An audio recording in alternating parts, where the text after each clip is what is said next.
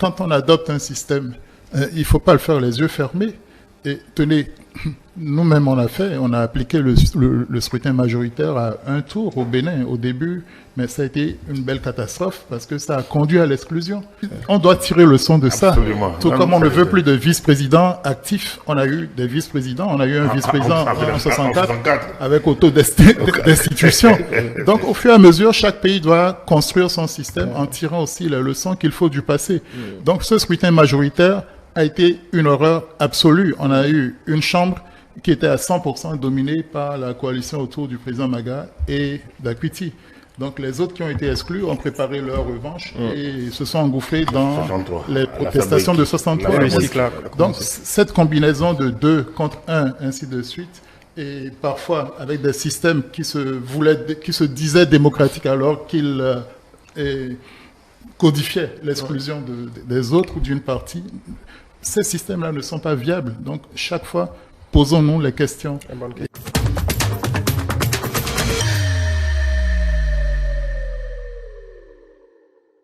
Nous pensons que le fait de créer plusieurs partis rend plus démocratique le système.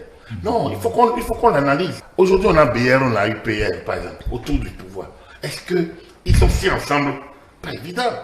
À l'interne de l'UP, il y a plusieurs courants.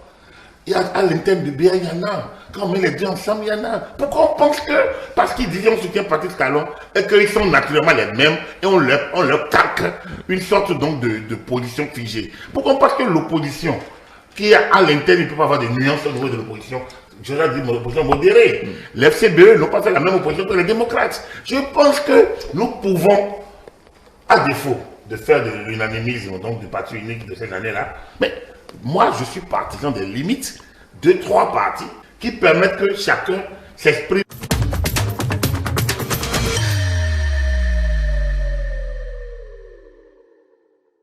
Les résultats qui sont arrivés en France, c'est les résultats sortis des urnes.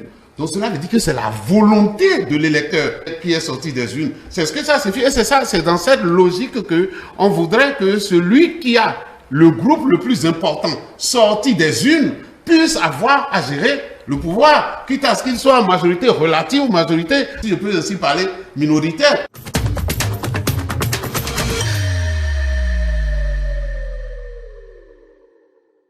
Voyez-vous, la posture du président Patrice Talon au Nigeria face au coup d'État survenu au Niger est la posture la plus souhaitée, la plus élégante, la plus honorable pour une démocratie. Dire que désormais, le choix de ceux qui vont gouverner les pays africains passe par les urnes, en le disant, c'est pas une bêtise.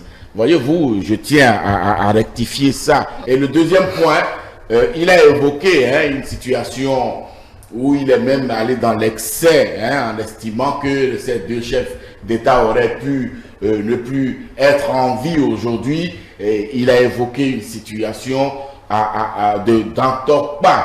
Écoutez, je vais vous dire et dire aux téléspectateurs, lui rappeler, M. Toba, que le Bénin, à partir de 1990, a connu plusieurs modèles de posture d'anciens chefs d'État.